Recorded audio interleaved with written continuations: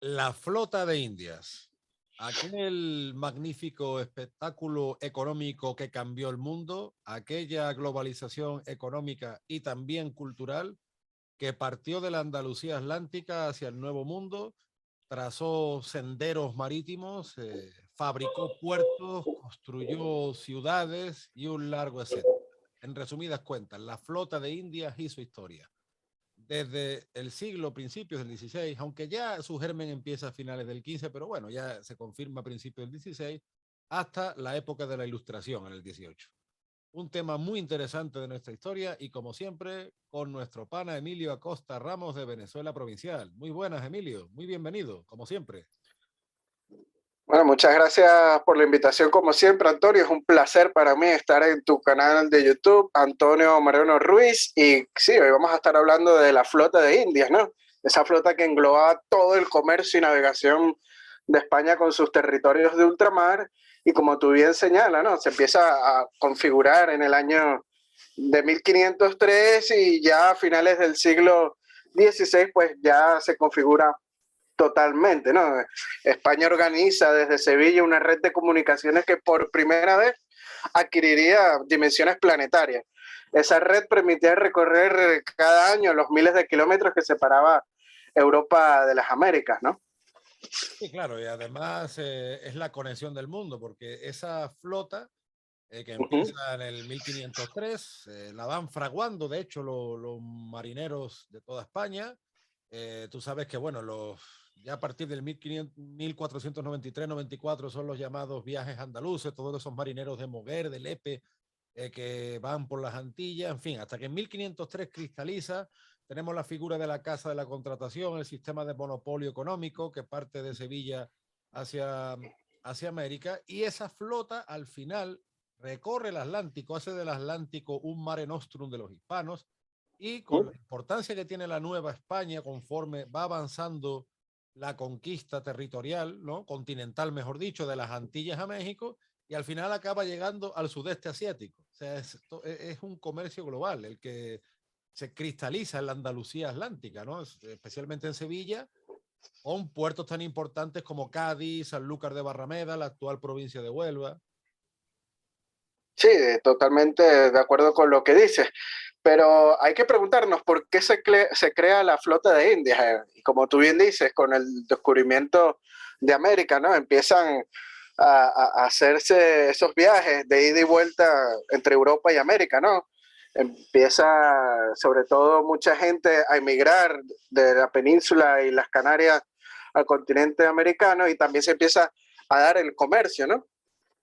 Y las potencias enemigas de España, como lo eran Francia e Inglaterra, pues se quieren aprovechar de esas embarcaciones que vienen de América cargados con mercancías, ¿no? Con tabaco, con caña de azúcar, con cacao, con oro y plata también, por supuesto, y las que van a España llevando manufacturas y todas las mercaderías europeas, ¿no? Y entonces empiezan a atracar estos barcos que iban y venían de América a Europa. Entonces muchos empezaron a organizarse en pequeños grupos y bueno, en 1564 pues fue despachada la flota de India, la primera, y toda Europa, como digo, pues intentó robarle a España todos esos tesoros, ¿no? O sea, los convirtieron en el país más rico del mundo durante más de 2 siglos. Ese oro, esa plata, esas gemas, ese cacao, esas especies, ese azúcar, ese tabaco. O sea, no existía una recompensa más atractiva para los almirantes, capitanes, comodoros y piratas del viejo continente que estas riquezas transportadas por los galeones españoles desde América del Sur y desde las Filipinas también, ¿no? Claro. Sí, no, además, como tú bien dices, claro, eso despierta el recelo de las otras potencias, pues de ingleses, de franceses, de holandeses, y por tanto la flota de Indias se acaba perfeccionándose como un modelo mixto civil y militar, porque si bien era el comercio en sí, tenía que ser protegida también precisamente para evitar los ataques de los piratas, de los corsarios, y hay un mito extendido, ya lo tratamos en otro tema, cuando me acuerdo el vídeo que hicimos de la piratería en el Caribe, De que, claro, de que muchísimas riquezas fueron robadas por los ingleses. Sí, bueno, dieron por saco esos piratas, pero tampoco fue para tanto. La flota de India sabía defenderse, ¿no? Sí, totalmente. Bueno, hay que decir que el que crea la flota de Indias, el primero en actuar fue don Felipe II con la Real Cédula del 16 de julio de 1561, que prohibía expresamente enviar a América navíos sueltos y ordenaba, cito las palabras de su majestad, dice, se formasen en el río de la ciudad de Sevilla, o sea, el Guadalquivir, y en los puertos de Cádiz y Sanlúcar de Barrameda, dos flotas, una armada real que vayan a las Indias, una en enero y otra en agosto. O sea, aquí es cuando oficialmente se crea la flota de India, ¿no? Y hay que decir que la última flota de India fue despachada de Nueva España en 1776 al mando de Antonio de Ulúa, y en la década de 1780 pues España abrió el mercado del continente americano, ¿no? O sea, en más de 250 años las pérdidas por ataque fueron mínimas. Claro. Puede calificarse como una de las operaciones navales exitosas de la historia, nada más entre 1540 y 1650, que es el periodo de mayor flujo en el transporte de oro y plata, de los 11.000 buques que están registrados en Sevilla, que hicieron el recorrido América-España, se perdieron solo 519 barcos. La mayoría eran por tormentas y huracanes, o sea, otros motivos de índole natural, y solo 107 lo hicieron por ataques piratas. Es decir, menos del 1% según los cálculos que señala el historiador Fernando Martínez Laides en su libro Tercio de España, una infantería legendaria, ¿no? El sistema de convoy español, cuyo teórico hay que decir que fue Menéndez de Ávila, el fundador de San Agustín de la Florida, sería copiado por Inglaterra y Estados Unidos en las dos guerras mundiales, así de efectivo fue. Pero bueno, la auténtica prueba de que cumplió con su propósito y es que solo dos convoyes fueron completos apresados en toda su historia. La primera, el de 1628, a la altura de Matanzas en Cuba, a manos del almirante holandés Piet Hein, y una segunda vez en 1656. Fue la única vez en la historia que se llegó a capturar el convoy completo. El resto fue algún que otro barco que los piratas pues capturaron, y como digo, no llegó ni al 1% de esas capturas.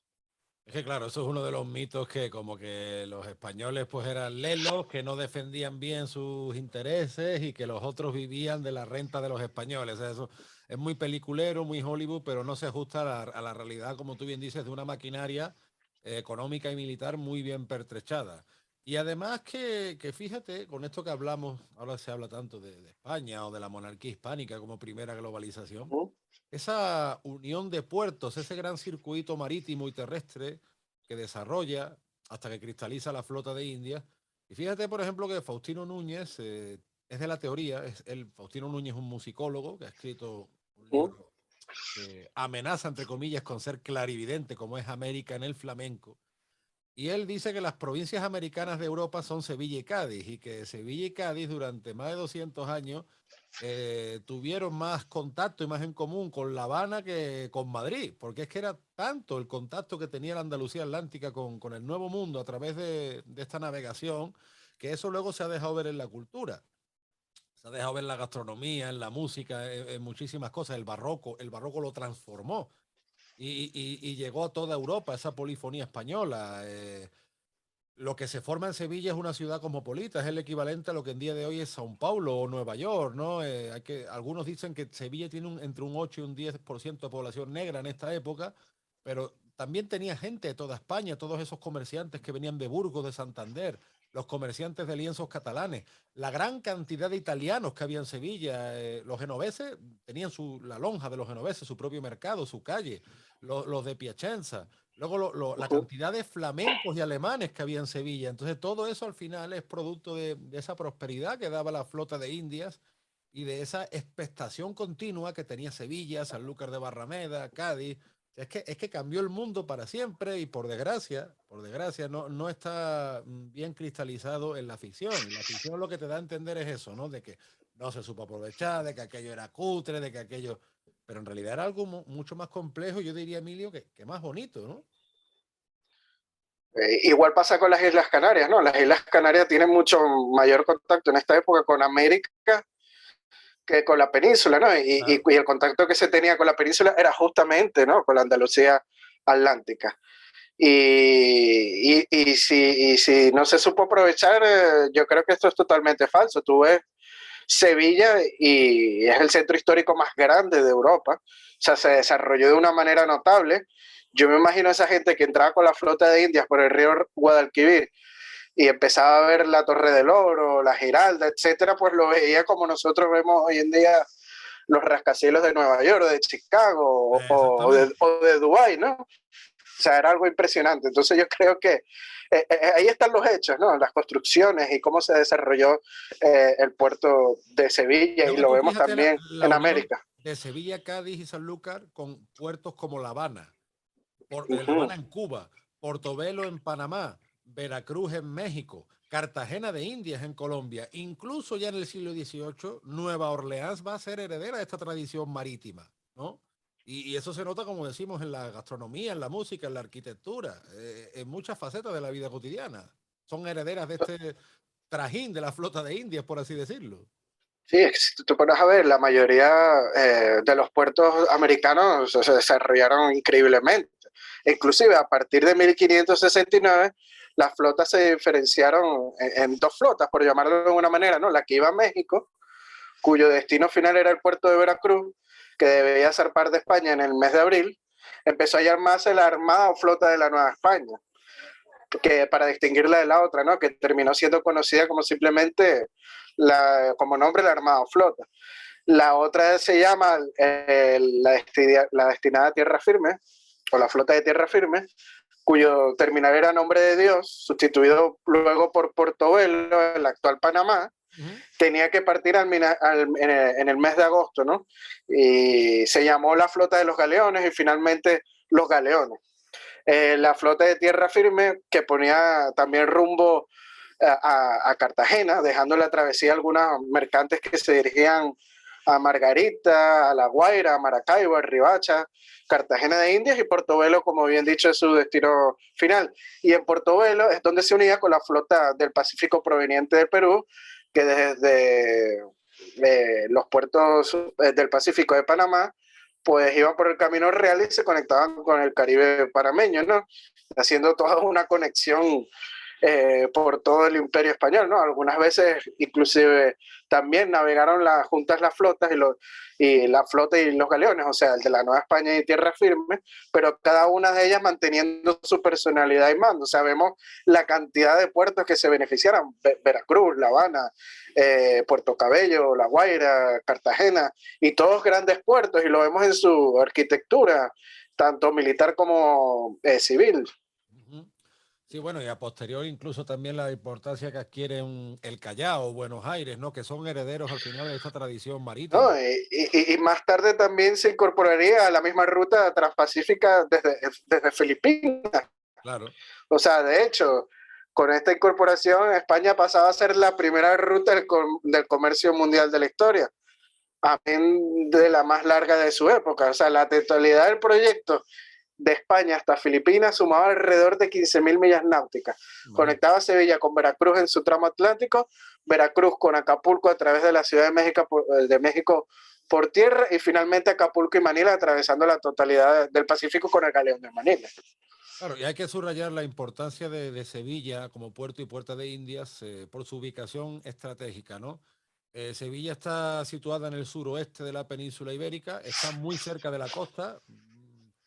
No sé exactamente en kilómetros, pero a día de hoy, pues en coche desde Sevilla se puede llegar a la playa en 40, 45 minutos, 50 minutos. No se tarda una hora en llegar a la costa más cercana. Y en aquella época, pues Sevilla era muy difícil de atacar porque era una ciudad con un perímetro amurallado enorme. Entonces, por ejemplo, Cádiz siempre ha tenido la dificultad de, digamos que es una ciudad muy importante geoestratégicamente. Ya los fenicios la supieron ver hace no sé cuántos años, pero Cádiz es una ciudad que siempre ha tenido limitaciones para crecer, mientras que Sevilla tenía un perímetro amurallado y urbano impresionante y era muy difícil de atacar. Por tanto, los barcos remontan desde los puertos de la actual provincia de Cádiz, porque eso también hay que subrayarlo. La Sevilla desde antes de 1833 no es la Sevilla actual, porque en el año 1833 con el sistema liberal cambia la organización administrativa de España y se organizan en provincias, pero hasta antes se organizaban en reinos, reinos dentro de la corona de Castilla. Y el reino de Sevilla, la misma Sevilla ciudad, es el centro operativo de las actuales provincias de Sevilla, Huelva, Cádiz e incluso una parte de Badajoz y una parte de la actual provincia de Málaga. Sevilla es como el centro, dentro de lo que es el suroeste ibérico, Sevilla es un punto central amurallado con un río, con un paso del río enorme, donde un río que, como navegable, como es el Guadalquivir, que además une De con hecho, hoy en día también siguen subiendo barcos exactamente, al Guadalquivir. sigue siendo navegable y por tanto era muy difícil de atacar, porque Cádiz, por desgracia, sí sufrió ataques de piratas, pero Sevilla era muy difícil. Y una vez que llegaban los barcos al puerto fluvial de Sevilla y se veía la Torre del Oro y se veía el Arenal y se veía Triana, ahí como que estaba más seguro. Entonces, por eso es la importancia estratégica de Sevilla. Pues muchas veces, Emilio, la gente se pregunta, pero bueno, ¿cómo salían los barcos de Sevilla si en Sevilla hay río pero no hay mar? Pues precisamente por eso. Sevilla tiene la ventaja de el cauce del Guadalquivir enorme, que es navegable, y era una ciudad que se protegía mucho más fácilmente que otras y por su ubicación, pues además no está lejos de Portugal, conecta con Córdoba, que era otra ciudad importante de la época, en fin, todo esto hay que tenerlo en cuenta para entender el sistema de flota de Indias que se convierte, como decimos, en una globalización. Sí, totalmente, de acuerdo contigo. Y después, claro, se traspasa hasta Cádiz, ¿no? Como puerto principal de la flota de Indias, porque los barcos pues van aumentando su tamaño y entonces ya pues se les hace difícil pues subir el Guadalquivir, ¿no? El río Guadalquivir.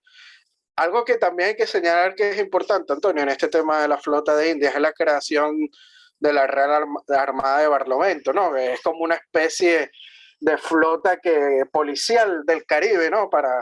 Y que se unía a la flota de Indias cuando ella iba ingresando al Caribe, porque hay que decir que el Caribe, pues en aquel momento, en los siglos XVI, XVII y principios del XVIII, pues estaba infectada de estos piratas anglosajones, holandeses y franceses, ¿no? Entonces Felipe III, ante la amenaza que supone estos piratas a la hegemonía española en América, proyecta la Armada de Barlovento teniendo como experimento primero limpiar las salinas de Araya en Venezuela de holandeses, porque acordémonos que la península de Araya pues era un punto muy rico en salinas y los holandeses ingresaban a robar las salinas. Y en 1605 zarpó una flota desde Lisboa, desde Portugal. Acordémonos que Lisboa en ese momento era parte de la monarquía hispánica y estaba comandada por Luis de Fajardo. Su misión fue un éxito, apresaron varios barcos holandeses y destruyeron sus instalaciones en Araya, dando comienzo a otras misiones hasta que en 1635 se crea finalmente la Armada de Barlovento, ¿no? Esta se encargó, como bien dije, limpiar de enemigos las costas caribeñas y garantizar la seguridad de la flota de Indias. Sus puertos apostaderos durante la época de huracanes fueron Puerto Cabello y La Guaira en Venezuela, gracias a la seguridad meteorológica. Venezuela es un lugar donde muy escasamente pasa algún huracán, ¿no? Y bueno, en 1668, en tareas de patrullaje en el Golfo de Venezuela, se enfrentaron a una fuerza muy superior de piratas ingleses que destruyó 3 barcos y dejó más de 130 muertos. Este fue el peor desastre de la Armada de Barlovento. También en 1696, 4 buques franceses echaron ancla frente a la Rada de La Guaira, haciéndose pasar por la Armada de Barlovento, y al día siguiente capturaron al barco de 40 cañones el Santo Cristo de Maracaibo, del capitán Francisco de Córdoba, que servía como buque anual para reabastecer y llevar a España los productos de la isla de Margarita, conocido como el petache de Margarita. Las noticias llegaron a los españoles y las baterías de La Guaira reaccionaron y empezaron a cañonear a estos barcos franceses. El Santo Cristo de Maracaibo es recapturado y hay que decir que fue el galeón de mayor porte de la flota de Indias en 1702 y fue hecho en el astillero de Maracaibo.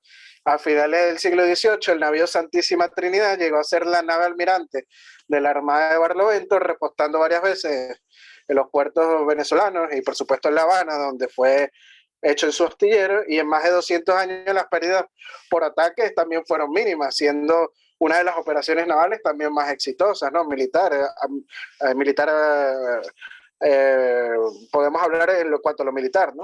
Sí, bueno, como estamos diciendo, la flota de Indias al fin y al cabo fue una globalización cívico-militar. Estaba el tema comercial, económico, administrativo, pero también el tema de autodefensa, de ejército, de milicia. Y por eso muchas veces los piratas preferían atacar directamente los puertos, como hicieron los franceses en el siglo XVII, Cartagena de India, o como hacían los ingleses en el Caribe. Pero existe la idea, yo creo que propagada por Hollywood, de que atacaban la flota. Sí, bueno, la flota sufrió ataques, pero se defendía muy bien y tenía soldados muy experimentados y la monarquía hispánica conllevaba una potencia militar. No, no era tan fácil, ¿no? No era tan fácil sacar botín. Es más, todos los ataques, incluso los ataques a los puertos, Cartagena de Indias, bueno, el ataque francés fue una incursión pirática, pero siempre que se intentó una invasión territorial continental se fracasó. Recordemos el estrepitoso fracaso de los ingleses en Cartagena de Indias, por ejemplo, ¿no? O el estrepitoso fracaso de los ingleses ya a principios del 19 en Buenos Aires y Montevideo. O sea que como te digo, es una de las cosas que pretenden manchar nuestra historia. Y por desgracia, Emilio, yo creo que la flota de India ahora se está avanzando un poco en el mundo de la afición, a muchos aficionados al cómic, pero es que la flota de India necesita, yo creo que incluso series de televisión, películas, música, pintura, qué sé yo, porque es una hazaña histórica con muy poco parangón, probablemente sin parangón, ¿no? Directamente. Sí, bueno, a lo mejor tal vez la ruta de la seda, ¿no? En tiempos atrás. Ujú. Pero en cuanto a lo marítimo y en cuanto a lo global, pues yo creo que es la más importante de la historia, sin duda alguna. Y como bien dice, los piratas sí trataron de atacar puertos, pero hay que decir que la monarquía hispánica empezó a fortificar esos puertos. Vemos Cartagena de India, lo fortificado que está. Yo creo que es una de las más maravillosas del mundo, su fortificación, ¿no? Castillo de San Felipe de Barajas.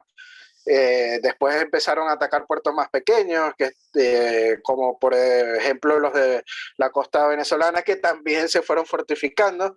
Venezuela, la costa venezolana, tiene más de una treintena de fortalezas y es la costa más fortificada del Caribe. En cuanto a número de fortalezas nos referimos, y igualmente pasó con otros puntos del Caribe, como en San Agustín en la Florida tiene su gran fortaleza de San Marcos. Veracruz también tiene una hermosísima fortaleza, La Habana, todos O empezaron a fortificarse. Sí, el Real Felipe en el Callao de la época de Felipe V, es impresionante. también. Y bueno, ya a partir del siglo XVIII, todos estos puertos, desde el más pequeño hasta el más grande, tenían su fortaleza y es cuando empieza a decaer la piratería, ¿no? Y ya a finales del siglo XVIII, pues ya no hay ataques de piratas y la flota de Indias, pues deja de ser necesaria, ¿no? Y se abren todos los puertos americanos y empieza a haber este libre comercio y ya podían partir individualmente un barco desde América a Europa y viceversa. Claro, y además, fíjate, por ejemplo, ahí Sevilla empieza un poco una época de postración, que no tanto de postración, porque realmente en época borbónica, muchas zonas del interior de Sevilla, lo que vemos es un aumento demográfico y un aumento comercial, es decir, muchas fortunas de la flota de India se repliegan hacia sus cuarteles interiores y, por ejemplo, en mi comarca, el Aljarafe, que es un conjunto de pueblos cercanos a Sevilla, pues tuve muchas torres de las iglesias que son de época borbónica, muchas haciendas que se reconstruyen en esa época, o sea, muchos nobles, muchos comerciantes invierten en la agricultura. Tú sabes que los Borbones pusieron también especial empeño en la reforma y en el incentivo agrícola y De sin agricultura, embargo sí. otros puertos como Santander, Barcelona, Málaga, La Coruña, Valencia, los alfaques de Tortosa y alguno que otro más que me dejo, La misma Puerto de la Cruz en Tenerife. Puerto de la Cruz en Tenerife, o sea, viven un auténtico boom comercial precisamente por su contacto con América. Y volvemos a lo mismo. Curiosamente o no, No, todos y esos... ojo, por cierto, en Sevilla también los Borbones instalaron muchas fábricas. Vemos la Sí, Real Fábrica del Tabaco, ¿no? claro, por eso, como que Sevilla en esta época se interioriza, por así decirlo. Bueno, incluso Felipe V se instaló en los Reales Alcázares y Sevilla durante varios años funciona como corte paralela porque muchos documentos oficiales salen del Alcázar de Sevilla. Pero lo que te decía, por ejemplo, es curioso que en estos Ujú, puertos que he nombrado, luego, ya a principios del 19, empieza a entrar la moda de las canciones habaneras. Y en ujú. Cataluña, en toda la costa del Cantábrico, incluso en Valencia, entra esta moda, curiosamente, o no, no es curiosidad, no es casualidad, al revés, es causalidad, porque son los puertos que empiezan a comerciar más a fondo con América y por tanto absorben las modas, absorben muchas modas del textil, de la música, etcétera, etcétera, ¿no? Sí, claro, no solo fue un intercambio comercial, también fue un intercambio cultural. Ahí llegaban marinos de todas partes del imperio, ¿no? De las Américas, muchos marineros provenían de la península de Canarias, inclusive de Filipinas, ¿no? Como vemos como el mantón de Manila llega hasta la península Ujú. y se adopta, ¿no? En las vestimentas tanto peninsulares como criollas en la América, o sea, es un intercambio de todas las actividades humanas, no solo las comerciales, inclusive también las políticas, llegaban nuevas ideas, ¿no? Acá eran los primeros sitios donde llegaban ideas políticas, eran los puertos, y eso se ve también mucho después de la Revolución Francesa, ¿no? Y cómo afecta a algunos sectores de los criollos en América, ¿no? Sobre todo en los puertos del Caribe como La Guaira o Cartagena de Indias. Sí, o como aquí fue Cádiz, ¿no? También toda esa También, efervescencia. Ujú. exacto. O sea, para bien y para mal, ¿no? Y para mal, sí, sí, sí. Todo llega a los puertos antes. Bueno, yo siempre he escuchado, porque yo he transitado mucho la zona de Huelva. Huelva, para nuestros oyentes, nuestros televidentes del otro lado del charco, Huelva es la Andalucía fronteriza con Portugal, ¿no? El suroeste de España Tiene ya unas playas magníficas, por cierto. magnífica, sí, señor. Yo he transitado mucho porque yo estoy en la provincia de Sevilla, pero en dirección Huelva, hacia el oeste. Y por ejemplo, en los años 60, 70, en Isla Cristina o en otras poblaciones de la costa de Huelva había más salas de fiesta que en la misma Sevilla. O sea, siempre en los puertos no hay más movimiento. Más movimiento, sí, por supuesto. Bueno, dicen que en el mar la vida es más sabrosa, ¿no? Bueno, depende, ¿eh? Depende porque la vida marinera también tiene mucha dureza, ¿eh? También tiene Claro, claro. una vida No, pero dura. estamos hablando de los puertos. Eso sí, eso sí, eso sí. Si tú vas y vienes andurreando por el puerto, ¿sabes? Como se dice en Hispanoamérica, eso es otra vaina. Exacto. Es más sabrosa la vida. Pero ya echarte al mar como pescador, ya eso sí es, Sí, o marinero. es una faena de mucho respeto y sobre todo en aquella época que tantos peligros en alta mar veíamos, ¿no? Que sobre todo con los ataques piratas. Claro, si vemos peligro en nuestra época, imaginemos, no, pues hace siglos, ¿no? Pues nada, Emilio, la verdad que es un gran placer haber tratado este tema tan apasionante y tan determinante y tan vital de nuestra historia, que ojalá se le vaya dando más importancia y ojalá toda esa legión de artistas, de músicos, de pintores o incluso de arquitectos que se inspire, porque fíjate, por ejemplo, la Exposición Iberoamericana de Sevilla en el 1929, la cantidad de arquitectura que inspiró. Tú caminas por Sevilla y ves el pabellón del Perú, pabellón de Chile. A día de hoy son edificios de la administración, civiles, y dejó una maravilla por esa inspiración que tuvo una exposición iberoamericana. Pues ojalá todo esto se vea reflejado en las artes y vaya cambiando nuestra mentalidad para saber aprovechar mejor esas cosas tan buenas de nuestra historia y que tengamos más orgullo y, como tú dices, que nuestra vida sea más sabrosa, ¿no? Totalmente de acuerdo contigo. De hecho, el documental de España, la primera globalización, es un primer paso a eso, ¿no? Hablaron de la flota de Indias y de cómo conectó, ¿no? Todo el planeta Tierra. La primera globalización mundial, pues es por eso, por esa flota de indios que conectaba, como bien dije, todos los puertos atlánticos, todos los puertos del Pacífico con Filipinas, la península, todos los puntos del inmenso imperio español donde no se ocultaba el sol. Correcto, pues antes de irnos saludamos porque Emilio y yo compartimos patrocinadores en la aplicación Patreon y saludamos a Borja Ares y a José Alberto Gil. Martínez. Sí, señor. Les agradecemos mucho sus aportaciones, les invitamos y bueno, como estamos hablando ahora de esto de que ojalá inspiren a las artes, pues si nos quieren contratar como asesores, no nos vamos a negar, así que nos ofrecemos en bandeja. No, totalmente de acuerdo. Cualquier colaboración en cuanto a estos temas históricos y luchar contra la leyenda negra, pues tienen dos soldados aquí para prestarse a hacer servicio. Señor. Pues nada, Emilio, nos vemos próximamente, Dios mediante, con otros temas de nuestra historia hispánica. Como siempre, un abrazo hasta la Villa y Corte. Un abrazo hasta el puerto y puerta de Indias. Sí, señor. Chao, chao. Adiós.